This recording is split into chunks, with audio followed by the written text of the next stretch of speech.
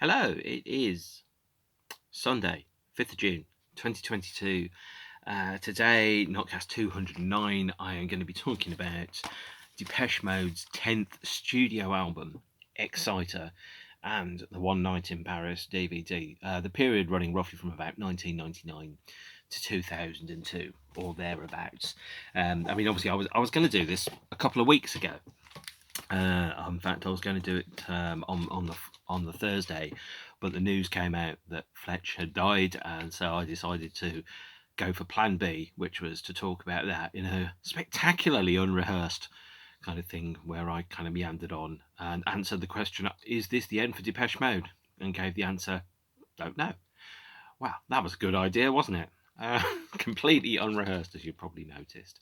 Depeche Mode's Exciter is the 10th studio album, released on the 14th of May 2001. An album that I still very, very clearly remember the period all around its release, and the various kind of releases that went with it.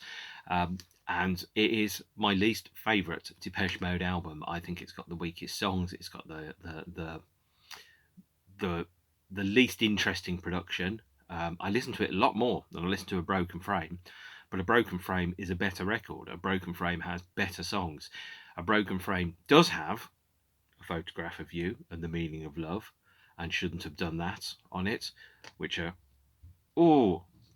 three of my bottom six Depeche Mode songs. But this has some really not great songs on it at all. The documentary that came with the 2007 5.1 DVD release of Exciter here describes it as presenting the intimate and delicate side of Depeche Mode, which when you've got an album called Exciter, you're not expecting an album that's chock full of mid-paced, mediocre ballads with next to no drums on them. Well, that's what you've got, in much the same way as Violator sounded like a parody of a heavy metal album. You certainly expect an album called Exciter to be around about 1986 in Judas Priest's canon, alongside Turbo and Ram It Down. You expect Exciter to be the next one that goes alongside from that. So I pick up the story with 1998, the end of the singles tour, the band's first post-Allen tour, and the greatest hits tour, which took place. And I think the band had, for the first time, stopped, because they'd carried on before. They'd gone through, they collapsed in a heap at the end of the Devotional tour and took some time out while Martin wrote some songs. And when they came back, not all of them were there. But with that period, there was never a sense that the band had maybe come to a close. It was more a case of the band were trying to find a way forward. Whereas after the end of the singles tour, there are lots of rumours going around during the singles tour that this was going to be the last Depeche Mode tour, which kind of made me wonder, well, if you're going to go to all the effort of rebuilding a lineup, bringing in a new drummer and a new keyboard player and recording a new album, that doesn't necessarily sound like it's a band wrapping up its work. It sounds like it's a band that's determined to carry on. But for Exciter, it went very, very quiet for a couple of years. Martin had children, and then he had writer's block, something which he addresses quite clearly in the documentary that's on the Exciter DVD. And I'm always reminded of the quote from Brian Ferry, which I do use a couple of times. I've used it in one of the Cure episodes, which is, well, what do you write about when you've run your life consists of beautiful women and swimming pools? What have you got to write about if you're happy? Well, of course, you can take the view that David Gedge takes, which is that you write about the things that you observe and see in other people's lives, and extrapolate from those details and go, well, that's human nature, and the politics of human relationships is really interesting. But if you've got if you're financially secure, you've got a very nice house, a stable home life, what have you got to write about, to explore? I think every band goes through a period of this if they're successful. That cliche is that you either um, if you either fail in your attempt, or you live long enough to become the enemy. Exciter is the sound of a band that doesn't have very much to say, and they say it quite loudly, and that sounds very cynical, but it is kind of true. I think, in my opinion, is that it's not the best Depeche Mode album. Martin didn't have very much to say, and the production wasn't particularly interesting. I think it's fair to say that after a 4-year break, I think Martin had probably lost the rhythm of songwriting. He'd lost the ability to write. Not that he was ever a vastly prolific writer, but he hadn't got the ability to write songs that were, articulate, and hadn't kind of lost his songwriting sense in some respects, and the map that told him, that goes there and that goes there. After a long break, I think he was relearning how to write songs, how to create songs. I think some of the songs didn't sound like Depeche Mode songs. Some of the songs on this album, if you listen to them and then been performed by somebody else, there's no way you go, oh, that's definitely a Depeche Mode song. Like some Depeche Mode songs, Precious, for example, A Pain That I Am Used To, Suffer Well. I'm all thinking later examples. In Chains, Wrong. You listen to those and you go, that really, even if you just heard it played on an acoustic guitar, you go, really sounds like it could be a Depeche Mode song. Some of the songs on this album, Shine, The Sweetest Condition, Comatose, Breathe, I Am You. You listen to those and you go, could be anybody. It sounds a bit generic. So you think about perhaps the songwriting for example, Liam Gallagher's solo albums or Dave Gahan's solo albums. Sorry, Dave, but the music on your albums is not that amazing. And what you get a sense of is not that it's music that needs to be made, but it's music that's made because somebody's being paid to make it, and there's not necessarily a huge amount of personality in the songwriting. So the quirks and the individualities that make something a specific individual kind of perspective. Sorry, Martin, I'm not trying to beat you up here, but your songwriting on Exciter is not the best. You know that because you hardly ever play any of the songs from Exciter live these days. The songwriting is not that good. Like in the way when you look at St Paul's Cathedral, you look at Battersea Power Station, you look at the Liverpool Cathedral, for example, and you go, that was designed by a human. There's quirks and there's idiosyncrasies and there's things that could only happen from somebody not thinking in a standard way. If you'd fed all of the previous Depeche Mode songs into one of those AI generators and it then did a song for you, a song like, if you, for example, think about the AI generator that there is for AC/DC, and it's got some song that's something like "Shoot Your Balls" or something, or like "Guns and Explosions" or something, or "Big Guns." Actually, there is an AC/DC song called "Big Gun." That type of thing. If you stuck all the previous Depeche Mode songs into an AI song generator and then you recorded a Depeche Mode song, it probably would sound like. Yeah, probably sound like The Dead of Night, actually, on this album. Your Own Personal Silence or something, Halo of Jesus, that type of thing. You've got some songs here and they're not that inspired. It sounds like a number of bands around this time were starting to run out of perhaps reasons and invention. As I said in a previous episode, it was difficult to be a fan of some bands in the late 90s and the early noughties. I'm specifically thinking The Cure, New Order, Depeche Mode. These bands had been starting to go for 20, 25 years. They'd started to almost exhaust the possibilities of what they were capable of doing. Iron Maiden at least had the good grace to fire their singer, or more correctly, get a replacement singer, then fire their singer, and then get the old singer back. And albums like Brave New World, the Iron Maiden albums, and some of the Judas Priest albums, when Rob Halford came back, the AC/DC records, you knew what you were getting. It was like the Brillo building of songwriting, is that it was a brand, and Depeche Mode was a brand at this point, and they made the best album that they could, but the best album that they could is not very good at all. Exciter is a poor Depeche Mode album. I'll be really blunt about it. It's sober, it's mellow, it's delicate, it's all almost anodyne and diluted. And I mean, some of the quotes that the band members came out with around about the time and afterwards kind of really indicate that songwriting and Martin having writer's block was a genuine and real thing. The band were crafting material out of ingredients that weren't sufficient. Dave said, I think Martin was bored of the whole process. Daniel Miller in 2006 said Martin wasn't sure he'd write another good song. One of the people said, the longer you go, the harder it gets to maintain the level of interest. That's what Martin said about it. Mark Bell, who was the producer on this album, also a member of LFO, produced Björk's albums from Homogenic through to 2014, which I think was, it wasn't Vespertine, it was one of the other ones. I can't remember which one now, but Mark died in 2014. He said, we felt that Martin or more correctly, Dave said about Mark Bell, we felt that Mark Bell might be the fourth member that we were missing. You know, the band was still clearly feeling the absence of Alan Walter in a production capacity. And so Mark effectively, I think, became, for the band, the studio member of Depeche Mode for the recording of this record. And it is a difficult album to love. The songs are mediocre. And the production is unadventurous. But you have to remember, being the fourth member of the band, Mark Bell, he was paid and employed to fulfill a role, and his role was to make Depeche Mode sound like Depeche Mode, which perhaps is an unusual idea to have. But it's almost as if, you know, when Judas Priest got Tim Ripper Owens in, you know, he used to sing in a Judas Priest tribute band. You get a guy that can make you do the thing that you need to do. It's really strange when it happens, when suddenly your job is to imitate the people that are paying you to do their job for them effectively. But Depeche Mode, I think, became a very different beast during this period for the Exciter album. And the first single that was released from the album, I think this is the 35th single from Depeche Mode, is Dream On. It's a song that the band have not played since 2001, although Dave Gahan did play it on a solo tour in 2003.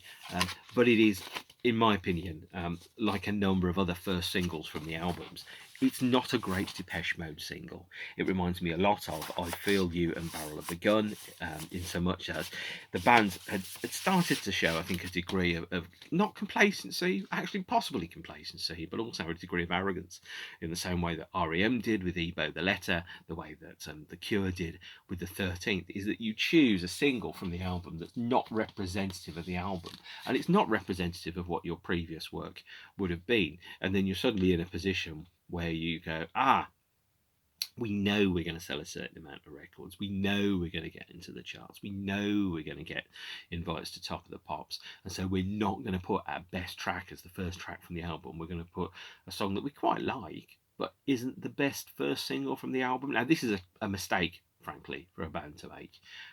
You should always put your best foot forward first. You know, you shouldn't rely on an inbuilt fan base and go, well, we know we're going to sell 100,000 copies of the album, so it doesn't really matter what we do. It could be a series of program farts. You kind of go, no, you need to put your best stuff out there. You can't be big-headed about it and put out singles that you know aren't your best singles just because you know certain numbers of people are going to buy them.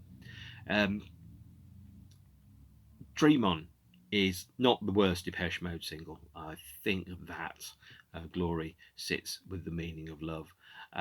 But Dream On is a bad Depeche Mode single.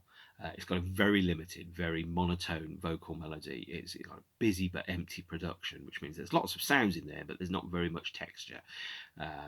It's the words are shoved in, and it's a very, very busy song in terms of words. It almost sounds like Davis singing with his mouth full, or maybe Marshmallows, because when your bony fingers wrapped around his shoulders, and I don't even remember all the words. It's a very wordy song. It's backed with a series of absolutely appalling remixes that are utterly unlistenable garbage, where your remixers, and let's think Bushwhacker, Octagon, Kid 606, for example, have just shoved a bunch of generic kind of techno BPMs into a blender and then dropped vocals randomly all over it. They're terrible remixes. The only remix of Dream On which is anywhere near good is the Dave Clark acoustic version, which, for its sins, is instrumental on the CD single. And there's also a Dave Clark remix on the 12-inch, but I can't remember if that one's vocal or not. But these are bad remixes. They're deliberately obtuse. And when you listen to Dream On, but 2001, Depeche Mode were not innovators at this point in their career. You listen to the whole of the album, and it even if it is made on ancient analog bits of kit, it doesn't sound it. It sounds like it's a guy with a laptop and a bunch of expensive plugins making stuff that kind of vaguely, maybe almost sounds like Depeche Mode. I do not like Dream On. I do not like Exciter. It's not a good album. And to think, you could 8 years ago they'd made songs of faith and devotion. Even if they'd done something as good as Ultra, I'd have been very, very pleased. But Exciter is awful. It's terribly sequenced.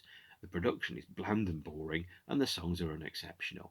And I was probably very vocal about it online in 2001, because I was very vocal about everything online in 2001. You know, what happens if you're a band that sounds like the future, as Depeche Mode did do? What happens when the future actually arrives? Are you nostalgia for a future that, or a past that never existed? What happens when the future outpaces you and you suddenly become, prophets that perceived the end of the world and the end of the world didn't arrive? Dream On is a bad Depeche Mode single, I'm afraid to say. Naturally, it came in 2 CD formats, because everything came in 2 CD formats. Here's a picture of 3 bored millionaires standing on a beach. Inevitably, this photograph is taken by Anton Corbijn, because bored millionaires standing on a beach is one of Anton Corbijn's watchwords. And here's the, some other art, which is actually the cover for the Exciter album, but what it looks like is it's stuck through some kind of negative filter. And there's a colour version of a black and white photo. Now, what I will say is that the B-side of Dream On is also an LP track. It is a track called Easy Tiger. Easy Tiger appears late in the album as a truncated 2-minute atmospheric instrumental. Here, the whole thing is stretched out to an atmospheric but totally formless 5-minute instrumental, or my preferred version, the Bertrand Bergelat and A&S Dragon version, sounds like Depeche Mode covering the theme from Starsky and Hutch, with funk guitar, swaggering drums, and lots of cheesy Wurlitzer keyboards. And it's brilliant. The Bertrand Bergeland mix of Easy Tiger was easily the best thing on the whole of that singles package, and it should have been on the remixes album, and it should have been on, some of the B-side and expanded versions of the Exciter records, but it isn't. But it really does sound like something out of a Starsky and Hutch show. So then we got the album released on the 14th of May 2001. Here is the 2016 version of the record, which is a double LP, much like the original release, but it has different configuration of inner sleeves and so on. Not that I particularly care. I'm not going to pay £200 just to have the original 2001 version with a different inner sleeve, because you don't listen to the inner sleeves, do you? Well, I mean, you can do, but it'd be weird and scratchy. So this album sold 426,000 copies in the US as of 2006, which compared to Ultra's 586,000 and Songs of Faith and Devotion's million is a definite step down, but nobody was selling as many records as they used to be selling. Everyone was selling less. And it to me, the album feels like it's a traffic jam. Now that sounds really weird, but when you think about it, is that the sequencing on the album, it's a slow song, Dream On, a slow song, Shine, a slow song, The Sweetest Condition, a slow song, When the Body Speaks, a fast song called The Dead of Night, a slow song called Love Theme, Freelove, that's a slow song, Comatose, that's a slow song, I Feel Loved, fast song, and then Breathe, Easy Tiger, I Am You, and Goodnight Lovers are all slow songs. So it feels like the longest hour on a motorway where you only actually drive at full speed for about 5 minutes, and there's lots of roadworks in the way. It's a really strange LP, and it's sequenced appallingly. I will post my preferred configuration of the sequence in the comments down there. I really don't like this album. Some of the songs shouldn't be on there. They're just simply not good enough. I would have cut the album down dramatically. I would have, let me think, I would probably put Surrender on there, which is some of the B-sides of Only When I Lose Myself. I would have taken off I Am You, probably Comatose, probably The Sweetest Condition, I think, and then that would have made the album maybe 9 songs and 45 minutes long, which is of course the same as Violator. And the resemblances with Violator are very clear. The album title, 3 syllables, Violator versus Exciter. The cover is that of a plant from an unusual angle. The cover from Violator is obviously the red rose, which is presented in a very classic fashion. Everything about this, it seems, this is the first album where Depeche Mode seemed like they were starting to look back a little and go, we were better 11 years ago, and we're trying to do something that kind of reminds you of that, but it's not quite working. Still, buy tickets for the tour, gang, please. And it's not a great album. This is the first distillation, I think, of the final evolutionary stage of Depeche Mode, which is where the band settled on a template that they've now used for their last 5 albums, which is a combination of songs that sound like they were written by blind howling leprosy Willie McTell in 1932 and got somebody with a bedroom bunch of synthesizers to turn it into something that sounds vaguely like Depeche Mode. The same thing happens on Playing the Angel and Sounds of the Universe and Delta Machine and Spirit. And by the way, it sounds like a criticism. It isn't, because that's great songwriting. But you can imagine hearing the scratchy acetate version of, let's say, Freelove, sung on a 78 RPM acetate in a museum that's now only available on a cherry red box set of blues standards from the 30s. It's, yeah, as I said, it's got mediocre songwriting on it.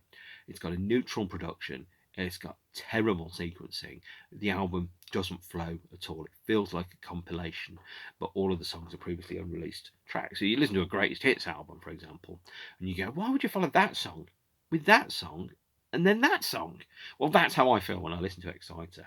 It feels like all the parts are out of order. Like, for example, your DVD player, you can watch Pulp Fiction, and you can watch Pulp Fiction in the sequential order in which the film happens. And in that sequential order, you know, the Bruce Willis section is the last section of the film. John Travolta dies 20 minutes from the end. Sorry, spoilers, but that film has been out for 28 years. If you haven't seen it by now, that's on you. Or you can watch it in the revised sequence, which is the version that we all know we saw in the cinema, which is considerably better and actually works. Sequencing is really, really important on an album. I did a Notcast, I think number 17, The Art of Album Sequencing, what feels like about 4,000 years ago, where I talked about this in great depth. I refer you, the learned gentleman, to my answer from October 2020. But no, Exciter is terribly sequenced. The other thing that we've got is that there's no tensional drama in the music. One of the things that I think was really, really important about Depeche Mode albums previously that really, really worked for them was that there was a sense of a battle between joy and despair, between the man and the machine, you know, between pleasure and pain. There were, that was a battle that was always happening when you listen to songs like "Walking in My Shoes," "Halo," "Barrel of a Gun." They had these big sweeps in there. They had these dramatic moments where you can sense the elements are working together and against each other at the same time. For Exciter, there's none of that. As I've said, the drum patterns on Exciter are very, very boring, very dull. It's almost as if someone will have preset 21 for Shine, will go for preset 24 for The Sweetest Condition. And if you're a human drummer, these drum patterns are tedious to play, really boring. There's very little punctuation. It's very boom, ch, boom, ch, boom, ch. There's not boom, ch, ch, ch, ch, boom, boom, ch, ch, ch, ch. So, you listen to the difference between, say, Walking in My Shoes and Shine. Shine sounds like it's a rhythm that's come out of a box and drum machines don't get bored. Walking in My Shoes sounds like it was played by somebody that actually has ever played drums and knows it's really important to have punctuation. Otherwise, every sentence sounds like Shatner. William Shatner. I have had enough of you. No, I haven't had enough of you. But, think about the way William Shatner presents his diction and the way he presents his language and his punctuation. You listen to it and you go, that's not how people talk. That's not how people think. I saved the day. No, William, you didn't. The drums on Exciter are awful. And this is the first album that the band recorded with Christian Eigner, who is the band's live drummer. He played a lot of drum parts, and they turned it into loops and they overlaid it. So, for example, the song with the most boring drumming on this whole album, which is I Am You, which is the penultimate song on the album, since it's now in the realms of being a double album, I Am You is very near the end. Right, it says on here, it says drums on I Am You by Christian Eigner, I believe, and additional musicians, Christian Eigner on drums, and he's got the most boring drum part I think I've ever heard. And Christian Eigner is not a boring drummer. He's a good drummer. He's certainly better than me. He's a great choice for Depeche Mode, and yet his first recorded appearance with Depeche was some of the most very, very boring drumming I'd ever heard in my life. I mean, really, really tedious drumming. And so, yes, Exciter, bad album, guys. Bad album. Sorry about that. The other thing we've got, track 2 is Shine. Shine is, again, it's in the wrong place on the album. It should be, maybe towards the end of side 1 or maybe near the middle of side 2, assuming you're working on traditional album sequences. Shine is it's a mellow track. It's got a fantastic vocal. Dave sings one of his best vocals ever. Very, very articulate, proficient vocal. Almost as good as his vocal when he did Heroes in 2017. But apart from that, Shine is not a great song. It's got fuzzy bass in it, which is fine. But that's only really punctuating an otherwise fairly average verse chorus melody. It's got predictable drumming. It's very tasteful. It's almost forgettable and bland. And then you follow it up with The Sweetest Condition. Now, The Sweetest Condition is a song they did play live. They played it live many, many times on the Exciter tour, captured on this home release DVD, One Night in Paris, named after the Paris Hilton sex tape. And Sweetest Condition, like a great number of songs on this album, is totally obsessed with sex. Now, we all know Martin Gore is most definitely one of the most lusty, filthy songwriters of all time. Every song of his makes a mention of knees. But when we think about The Sweetest Condition, the lyrics are, taking hold of the hem of your dress, cleanliness only comes in small doses, getting lost in the folds of your skirt, a body in heaven, and a mind full of dirt. And then when the body speaks, has a lyric about, to the soul's desires, the body listens, what the flesh requires, keeps the heart imprisoned. I'm at your mercy. Oh, for girl, I'm just a slave here. The Dead of Night has one about, we're the horniest boys with the corniest ploys who take the easiest girls to our sleaziest worlds. Mate, I get it, Martin. You like fucking. You and everybody else on the planet. Not exactly an important thing. This album is an utter horn dog of a record. It's a horn dog of a record that makes the entire recorded work of Iggy Pop look like the work of a celibate monk. Make no mistake, Martin is getting busy. See that, ladies? See the world in his eyes. He wants you. You can tell he wants you, although to be fair, he's not exactly being discreet here. He wants everybody. He's not really fussy. That's not strictly true, but this album is a horny record, and not necessarily in a good way, more in a kind of, you're watching an action movie from the 80s with your parents kind of way, and suddenly there's a sex scene and your parents go, he looks like he's good at that. You kind of go, oh, God, Dad, shut up! It's that kind of degree of horny, which is perhaps not so good. We do have some good songs on this album. So after The Sweetest Condition, which is, not a classic, because the classic Depeche songs ride a tightrope between delirium and despair and disaster. This album just rides the tightrope between your bed sheets, and it's not always very good. Make no mistake, Martin wants to feel your loving, lady. He wants to give you all of my loving. He wants to feel the juice from your lemon run down your legs, or however else he wants to describe it. When the Body Speaks, it's a great song, which is side B, track 1 on the album. It should close the album, but it doesn't.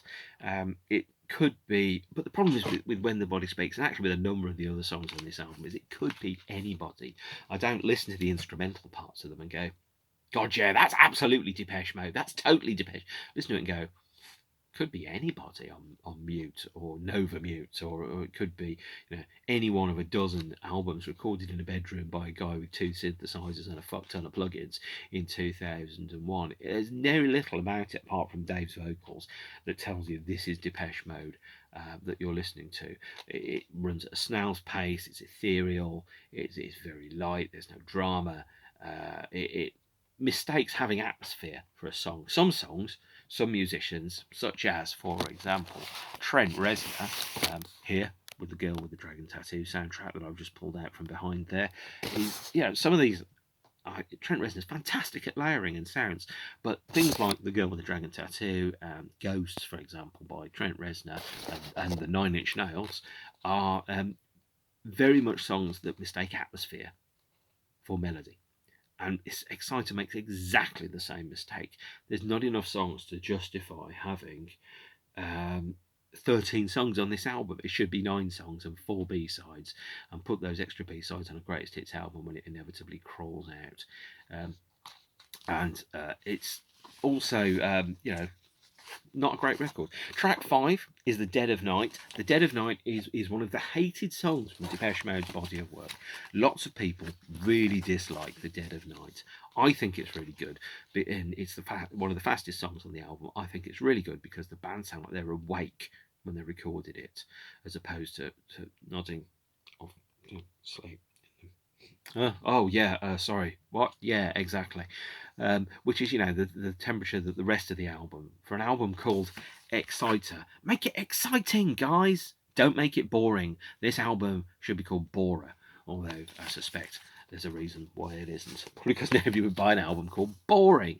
Even though the Pet Shop Boys, one of their best songs, is being boring. And then we have a track called Love Theme that is nothing. It's 2 minutes of ambient instrumental, the type of stuff that you would have as an untitled track, and one of them on the Alan era albums. I'm not going to say I want Alan back. I'm just saying this album is terrible, and certainly when you listen to what Depeche Mode lack on this record, you can hear what Alan had brought to them. But they tend to have worked quite well. So we go over to Freelove, side C. Track 1. Freelove was a single, by the way. Here it is, available in a number of formats, 2 CDs and a DVD single. What a terrible idea a DVD single is, almost as bad as the cassette single. And there's a number of remixes of I Feel Loved, of which I only have 3 of the 12 inches. I have the Danny Talavia vocal and dub mixes there of I Feel Loved. I have the promo 12-inch with the Desert After Hours dub and a Labour of Love edit. And I have this bootleg 12-inch, the Swared Revisited AI main mix. And then the other one, the dark mix and the reverse mix. These aren't very good, but you see them in shops for like £3 and you go, oh, all right, there's a huge market in bootleg Depeche Mode 12 inches of unofficial remixes, of which I have been propping it up slowly over the years by buying them. But you go over to Freelove, and Freelove on side 3, track 1 is a Depeche Mode classic. I think I saw its last live performance actually at the London O2 Arena in February 2010. Now Freelove is, I think it arrived very, very late in the process. Freelove had backing vocals added to it by a slightly drunk Martin at 2 o'clock in the morning on the last day of recording.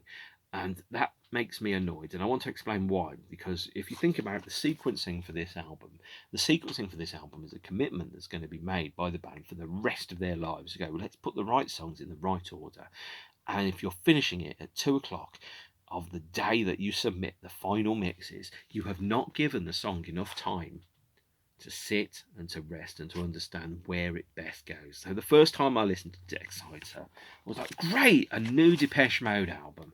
I'm going to enjoy this. All their other ones, well, apart from A Broken Frame, have been quite good. No. Exciter is a bad album because it's badly sequenced. And if you finish your final mixes at 2 a.m. on the morning of the final day of recording, you're not giving the songs on this album enough time to sit, breathe, think, rest and relax. You don't know what you're doing because the sequencing is not given enough time. Sequencing is really fucking important, people. Really important on an album. And they really bodged this one, I'm afraid to say. So I'm kind of thinking U2's Pop album, subject of an earlier Notcast, has terrible sequencing as well. And again, at the same point, the band finished doing the backing vocals, U2, finished doing the backing vocals on the day that they handed the album into the record company. And I'm like, really? Then that is sloppy. You really need to be better at timing and planning and finishing and doing. Because again, the sequencing suffers if you haven't had enough time to think about where each one of the songs should sit in the sequence and the format of the album. Now, Freelove is good as a song. It's really good. I really like it. It's one of the best songs on the album. Probably the third best song on the album. But you shouldn't be finishing it on the day that you hand in the master tapes. And then it's followed with I Feel Loved. Now, I Feel Loved is a great song, and I'm sorry to say I should have shown you Freelove instead of I Feel Loved a minute ago, but I'm going to do that now. So, I Feel Loved is the undoubted Depeche Mode classic of this period. Now, the strange thing about I Feel Loved, which was the second single from the album, here's the 12-inch that has a couple of remixes on. Here's another promo 12-inch that has another couple of remixes on. And here's that bootleg 12-inch I showed you earlier on. As well as, I Feel Loved had, yep, 2 CD singles there. This one backed with 3 remixes, and that one backed with a new track and an instrumental. I Feel Loved is a Depeche Mode classic, no two ways about it. Now, the strange and bonkers thing, and I only realised this a few months ago, is when you listen to I Feel Loved, the LP mix doesn't have a snare drum on it at all. Obviously, when the band were mixing Master and Servant, they listened to it after 7 days mixing and suddenly realized, that's got a snare on it. We need to fix that. Here, well, fuck it, who needs a snare? Well, let me tell you, I Feel Loved really, really needs a snare drum. And having a snare drum not on it really makes the song feel as if it's had its balls lopped off, like a castrated cat or perhaps a neutered rabbit. It's a great song, but it doesn't have a snare drum on it. The remixes definitely do. So one of the very best Depeche Mode remixes of all time on this CD single and on this 12-inch is Danny Tenaglia's Labour of Love mix. In its full-length version on the promo 12-inches, this is one of the promo 12-inches, it goes for a staggering 14 minutes. And I Feel Loved is an incredible remix. It also, by the way, Danny Tenaglia's remix of I Feel Loved features the sequencer lines from My Secret Garden from 1982's A Broken Frame. But it isn't a sample, it's a recreation of the live version. And the live version of My Secret Garden runs at a faster tempo, so it's been recreated and played by somebody else and stuck onto this. But it's a brilliantly cheeky thing to do, and the remixes by Danny T are amazing. They're some of the best Depeche Mode remixes that there are. I Feel Loved, I'd love to say it works well live. I have no idea. I have no idea because it's never been played live in the UK apart from 2 mimed playback appearances before album release in the UK for TV shows. It's never been played live in concert in the UK by Depeche Mode, and it really should have been. As far as I know, it's the only single Depeche have played live that they've played on a number of shows that they didn't play ever in the UK at a public concert. Bad move, guys, bad move, because I've seen the video. It looks really good live. There's also a couple of fantastic remixes of I Feel Love. There was a lot of promos.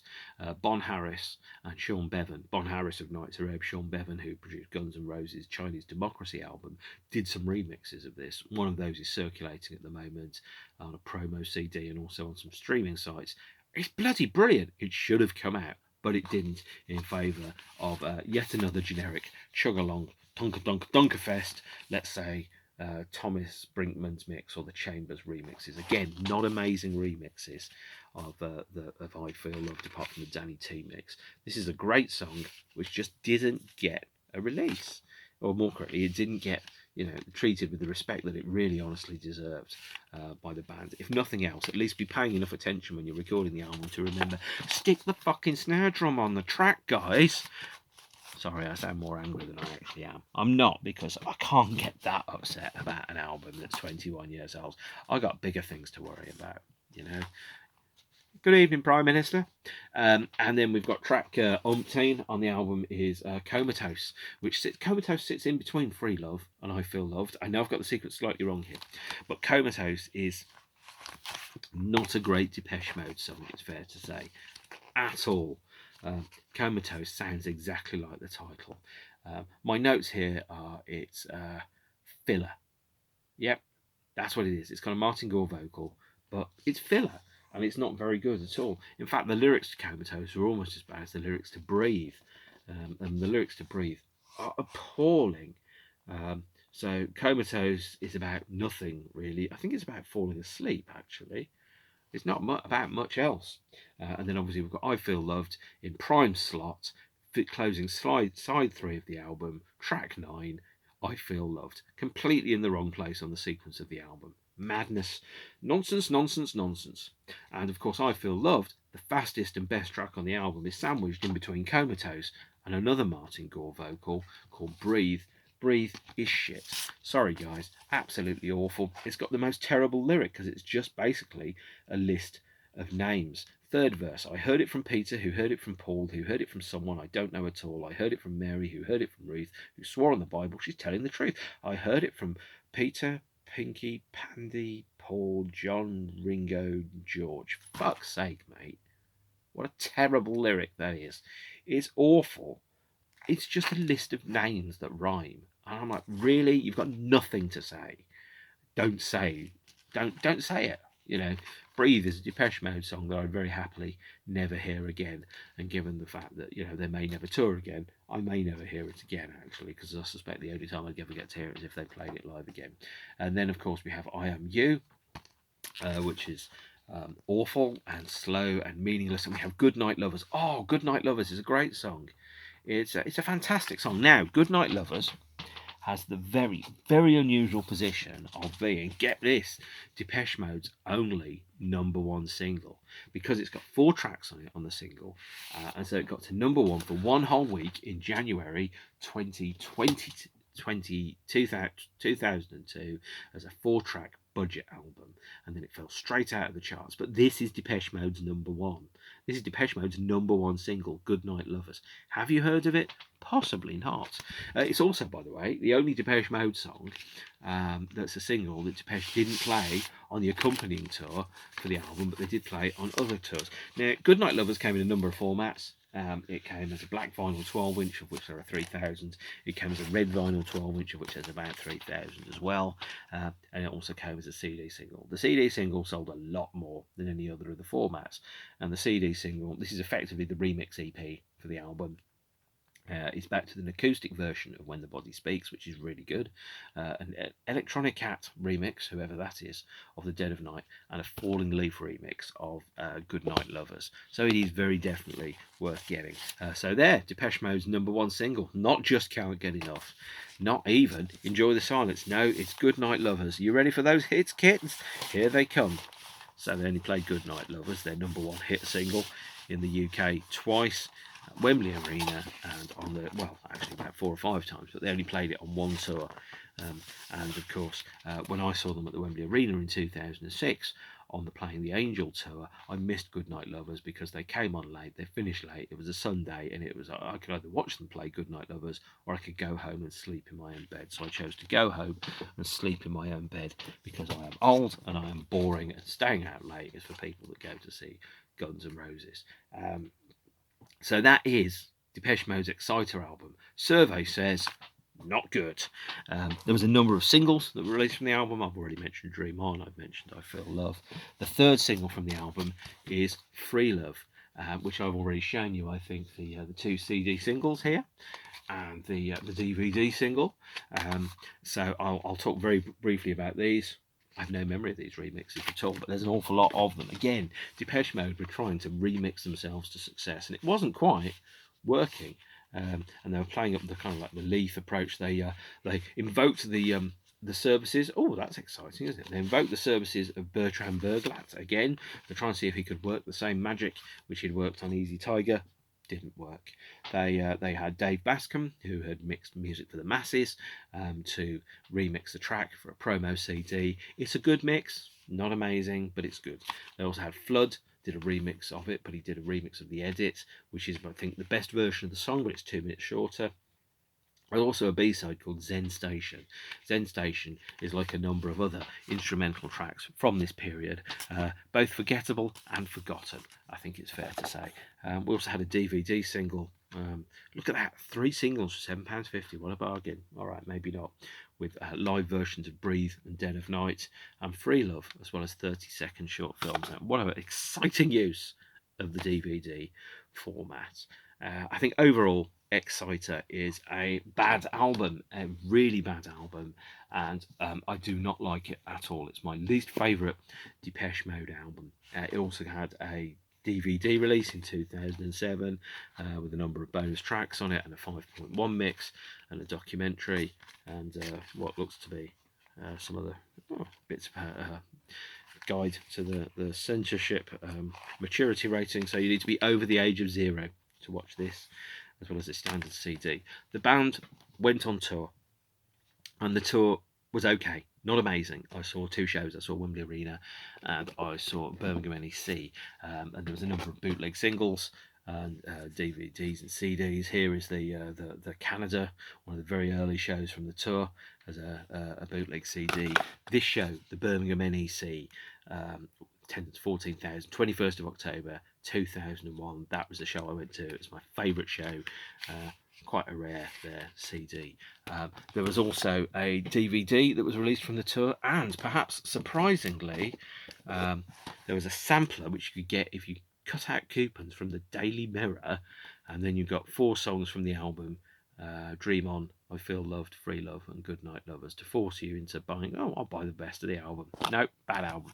Rare CD, because never commercially available. Available if you bought newspapers in the UK, but not particularly good. The band then followed it up with the concert DVD, One Night in Paris.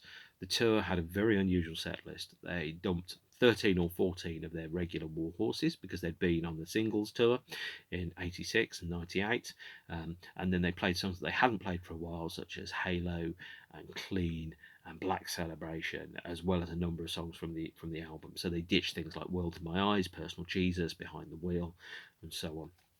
And One Night in Paris is a thoroughly cromulent live DVD. Now, I should say, by the way, not just shot in Paris. Some sequences and some cameras were running in Birmingham, so I'm on a Depeche Mode live DVD, and the cover art and photos were all taken by Anton in Birmingham as well. So if you saw Depeche Mode at the Birmingham NEC in 2001, you saw One Night in Paris, although the audio is, I think, almost all from Paris as well.